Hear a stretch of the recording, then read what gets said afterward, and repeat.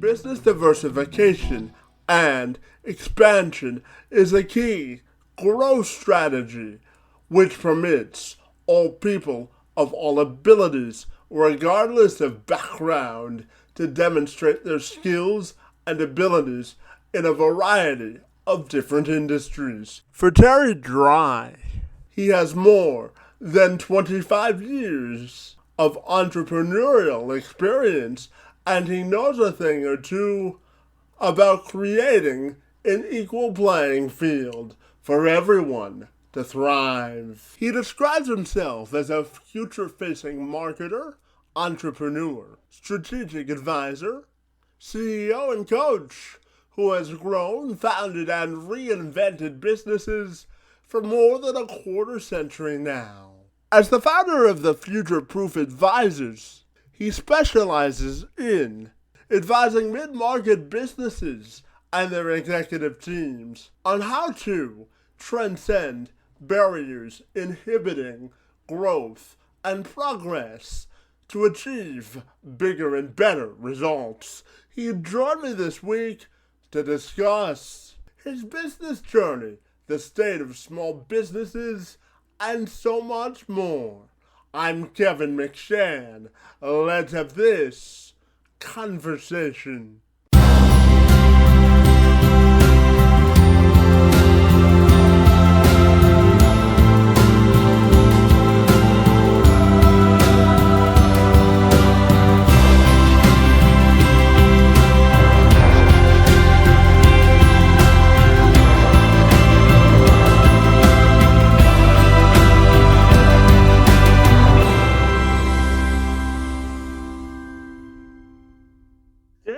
So, Terry, if you're ready, I'll welcome you to the program, and I'm excited to learn all about your business journey and what keeps you busy these days out there in California. Thank you for letting me virtually travel down to California today, and it's great to see you.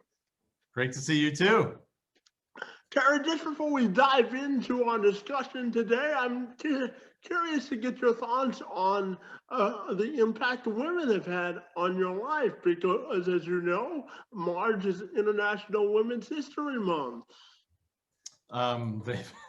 Women have had everything, you know, from my mother, who I'm still super close with, and I love saying that I'm a mama's boy, to my wife, and I have two daughters. So I'm surrounded by women. They mean absolutely everything to me, and they're the lifeblood of everything. But I kind of think of all of us as kind of one spirit, one human race, and I'm grateful for all the women in my life. I can't even begin to say. Absolutely, and I have to tell you, I'm a mother's boy at heart myself, so we share that same synergy for sure. So I tell you, without moms, none of us would be here, right? Absolutely right. Yeah, it's yes, very, very fortunate. And also in my business life, like the greatest people around me have been women as well. So from great leaders to great people who work with me, just been very fortunate. Absolutely. Now, Terry, when we dive into your business journey, you described yourself as a future-facing marketer and pragmatic visionary. So I'm wondering if you can dive a little bit deeper into that for me. I will. I always feel embarrassed saying visionary. It always feels kind of weird, but it's.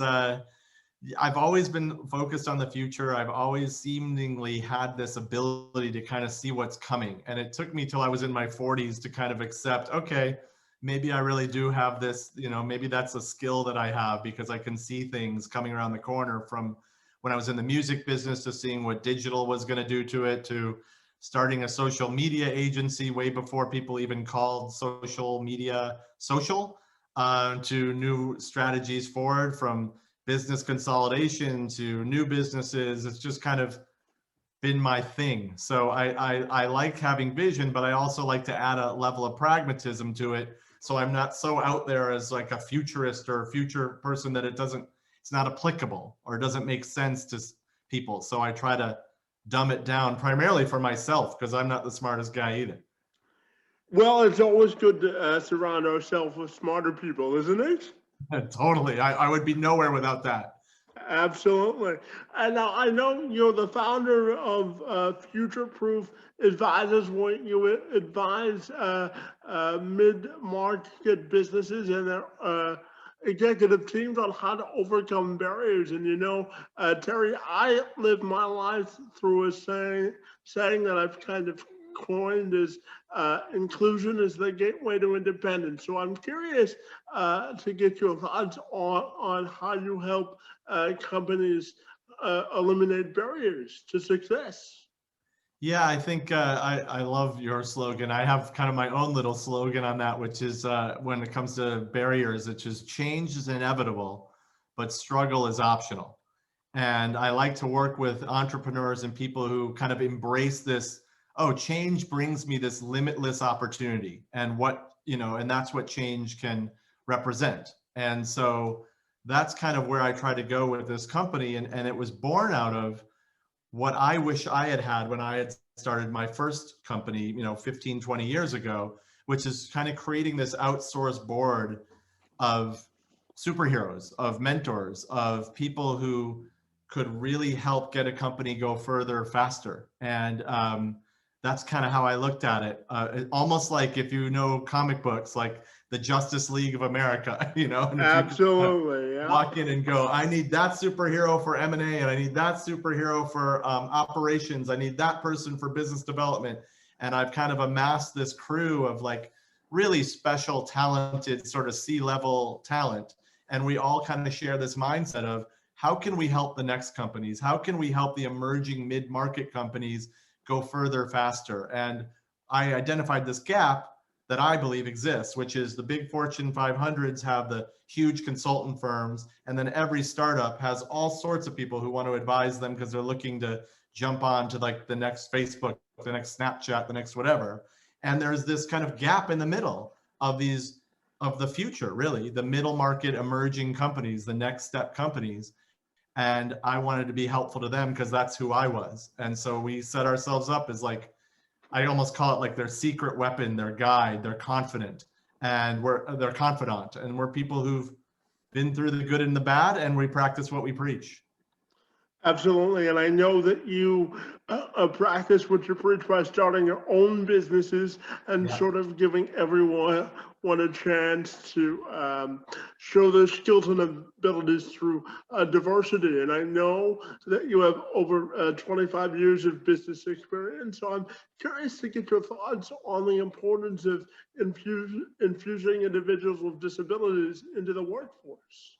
Yeah, I think it's such a major, major thing. And inclusivity as a whole is key. And I think it's interesting when you bring up disabilities too, because as I said earlier, like I'm a meditator. This is the California that happened to me when I moved from the Midwest, but I became like a meditator and all those things. And I have these beliefs, that we kind of all live as one. And it's really important, so in the workplace, it's like, an inclusive workplace is really where everybody is accepted for who they are. And going forward, though, you're like, there's a lot of people talking about race, gender, and all this stuff on inclusiveness, but I'm not so sure you feel it as much when you talk about people with disabilities. I almost feel like we're not hearing about that as much, and we need to be. And my take on it forward is the one positive I'd say about COVID is it sort of, I call it like it accelerated the inevitable, which just you and I being able to talk right now through Zoom is sort of an inevitable evolution that just happened faster. And now, even with my own companies, I've got people working with me from New Zealand to Argentina to all over the world, and it works seamlessly. And I bring this up because sometimes what I always found, at least in my past, was some of the disability lack of inclusion was tied to physically having to come to a workplace or some limitations in that regard. And now I believe technology can really help be somewhat of a great equalizer, and help overcome that. So I'm a big believer in it. And I hope, and I'd be curious to ask you, if I hope that moving forward, it is feeling more inclusive because the ability is there. Well, I tell you, here in Ontario, I used to work for the Ontario Chamber of Commerce, and we did a study when I was there that found that 80% of accommodations for people with disabilities cost less than $500. So my answer to that question, to your question, would be if companies are motivated to do it, they will. And when I worked with the Ontario Chamber here, I always told employers, if you wanted to find a way, they'll find one, right? So Yeah. I think when we look at breaking down barriers, like you said, technology and through Zoom, and will open up more opportunities for sure. Yeah, I agree with you. And I think, but I would also say, because I do work with a lot of companies and I talk to a lot of companies, big and small, there's no question that inclusivity in general is just way higher on the agenda than it ever was, and that's a really refreshing thing to see. Yeah, I mean, if there was any bright spot to the pandemic, Terry, I think it gave businesses a chance to reevaluate their operation, and they would find if they hire people with disabilities that they stay longer, which Yeah. cuts down on overhead and training and that sort of a thing. So absolutely. My next question for you has to do with small businesses, Terry. I don't have to tell you that they're the backbone of any economy. And as we get out of COVID, hopefully sooner rather than later, I'm wondering your thoughts on the key to an economically strong economy for small businesses. Yeah, I think it's fertile ground right now. I think it's been an incredibly wild ride here, and I think the economic recovery is coming.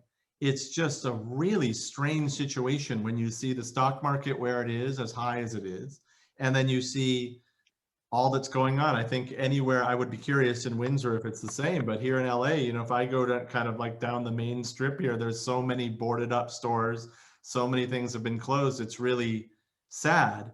Yet I always look at, these, again, my whole point is change is inevitable. So you have to look at the opportunities that they present. And I would say here in America, the government has done pretty great things for small businesses, from the PPP loans to really trying to help keep companies afloat.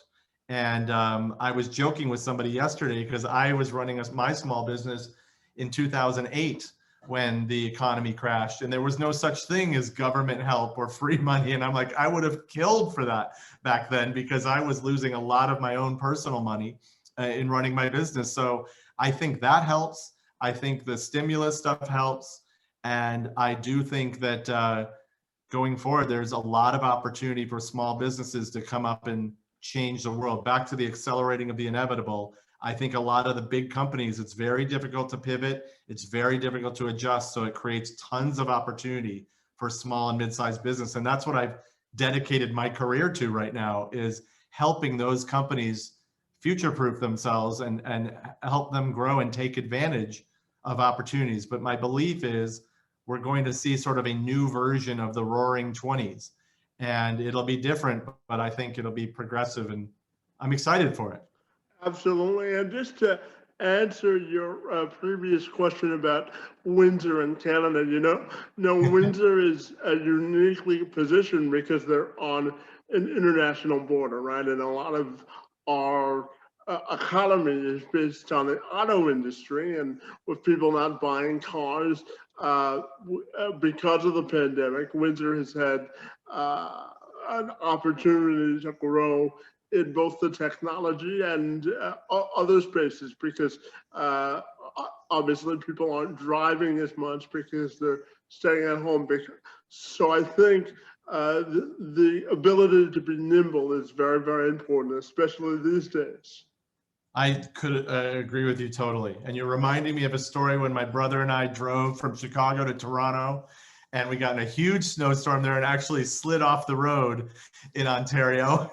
So you just reminded me of that when you talked about cars, bad weather, and Canada, but luckily we made it out okay. So I have a bad weather story in Toronto myself just before we move on. So I was giving a speech to a group of first year sports journalism students at Ryerson University, and I had bought, or I had been given, a new wheelchair. It's called the Airhawk, and the Airhawk is 41 pounds, and it fits in the back of a car, and it folds, right? And it's electric, so I didn't have to take my big electric wheelchair, which was great. But it was snowing in Toronto, and the smaller wheelchair didn't have the same horsepower that the big one does, and I got stuck in the middle of the street in Toronto on my way to Ryerson University. Luckily, I had my support staff there, and we got me out of the snowstorm and into the university in one piece. So there you go. Oh, wow.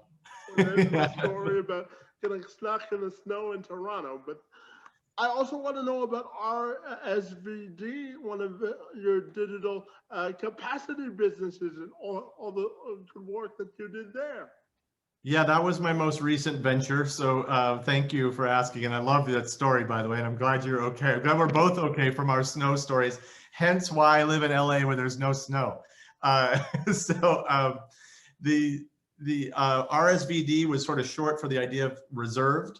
And what we were looking at was, what's a problem we could solve? And we're like, people waste time waiting in line. And who needs that now? There's technology that can super serve this, and can get rid of it. So we had this, model with my future proof company of like, how do we build new ventures? And this was a way to like, how do we use technology to enhance and improve sort of the collective future for people? How do we make it better? In this case, how do we give you your time back and you don't have to wait in line? But also for the benefit of the businesses that use it, how can they project capacity, demand, and all sorts of other things to help manage their crowd and make their customer experience better, which I guess my whole history has been on consumer engagement and customer experience. So we built this company up, and then it was funny. So it was kind of like a Disneyland Fast Pass, like a white labeled version of that, so that you could plan your time. You're going to go to any event or any store. And then COVID happened, and we realized we had a whole other ability here, as we could manage crowds, we could manage capacity, we could manage lines. So we felt we could be of service as well. So we developed the business. We've got a bunch of clients. We had a ton of happy people using it because they're like, this is awesome. You just saved me time. And there's nothing more fun than getting great customer feedback. And then just more recently, which I'm not even sure if you're aware of, we actually were able to sell the company. We had a much larger competitor come along that we really, really like and shared vision, and it made a ton of sense. So we actually had an exit and became part of another company called Y-Line, who we think are terrific and are building upon the mission. Well, I tell you, Terry, no one will ever accuse you of not being forward thinking. I'll tell you that much. Thank you. I appreciate it. I try my best. My daughter would maybe contest that, but we'll see. Well, I mean, the women in your life are allowed to contest anything they want, right? So that's all right. Yeah. To keep the peace, that's a good strategy to keep in mind. But I also know that social media was a big part of your early career, and you founded Fadscape from a $10,000 investment, which grew into a multi-million-dollar company. I'm wondering if you can share that experience, and then your thoughts on the evolution of social media as well. Yeah, thanks. Yeah, it was a great success. I learned a lot, to say that was sort of the first big venture, and at the core, I learned sort of an entrepreneur, but the process was pretty awesome of, sorry if that's interrupting, of just building up a company. And we kind of did it the old style, of we wrote checks. I'll never forget the day I was writing a check for the first and last month's rent on this big office space. And I was all gung-ho to do it, Kevin. And then all of a sudden I looked and my hand was shaking. Like I was so nervous writing this check, and I didn't realize I was that nervous, and I was, so it took a lot of sort of perseverance and guts and lots of pivoting. And what I really learned a lot too was how do you build a business, in sort of the real way, of real revenue, real money, real clients, and pivots and building. And I learned patience. In the case of social media, you were bringing that up. We were really lucky. We were early on this front, and it was because we were coming out of the music industry, and music lent itself to social media and digital really just early. So we were this online marketing company, and then all of a sudden it kept growing and different properties came up, whether it was like we helped launch elements of MySpace, and my first employee went on to work at MySpace in the early years. So it was like, this was the kind of things that we were doing, and it evolved from there. So we learned a lot about doing social, but we also just learned kind of core fundamentals of business too, of like, listen to your customers, always add value. And then we evolved, and we evolved into big brands as they started to realize, what is this social media thing? We need it. And we were not only well positioned, but we actually were some of the few people who had experience and really understood how to do it. And so that helped accelerate us. And we grew, my God, we grew a lot, 600%, I think, in 6 years. And we had great timing as well. This happened about 10 years ago. We sold to a big agency holding company called Omnicom, who were wonderful. And when you do that, it opens even more doors, and we were able to grow and grow that much more. So lots of kind of core fundamental things there, like do your best, work hard, be a good person. Timing doesn't hurt either. Timing in life is everything, Terry, absolutely. Yeah. And I'm curious to get your thoughts on, as you know, yesterday, President Biden passed the American Rescue Plan and his $1.9 trillion price tag on the bill. So I'm curious to get your thoughts on how that'll impact the business community, specifically small businesses. Well, I think it will have a huge impact. I mean, like I was saying earlier, the government really is doing all they can when it comes to this, when it comes to financially keeping the economy propped up, and specifically keeping small businesses propped up. There are so many businesses that we're working with and advising that have really benefited from the PPP program, as well as what's coming right now from what Biden signed yesterday, not only personally as far as stimulus and things like that, but all of the different opportunities for small business and mid-sized businesses too. Like, this isn't just small business. I mean, I've got companies we've been advising that are mid-sized that we're getting well into the 7 figures of government help to keep their companies moving. And that really helped them ride this out. So I think we're not out of the pandemic at all. It's still coming, but I think this helps accelerate the economy and accelerate the ability for companies not only to stay afloat, but also, you look at it, if you keep people, funded, if you will, I think there's a lot of entrepreneurial opportunity coming from people too, because maybe they did get laid off, but with the unemployment benefits, the stimulus benefits, maybe they have that little extra bit of time to start that business they always wanted to start. And so I think there's a great opportunity for small entrepreneurs to get started. Well, I'll tell you, Terry, this podcast started because I was about to start a job and my contract got suspended. So I had some extra time, and I started this podcast in May, and I'm over 200 episodes in already. So there you go. I noticed that. I was like, wow, he's prolific. I saw when I was looking at your stuff, you're good. Yeah. Well, before this started, Terry, before I started the podcast, I told myself there was only so much Netflix I could watch in a day, right? So I needed something to pour my creative energy into. So. Yeah, and I think a lot of people are like that, and I congratulate you on it, because I think it's great what you're doing, and I think it's great, and the product itself is good, and it's enjoyable to be on here with you too. But it is fun to give back and try to help people, and you're probably feeling that too on the comments you might get of people being, inspired and or motivated by something that's going on here. Well, yeah, absolutely. It's all about paying it forward. But I want to go back to something we talked about earlier.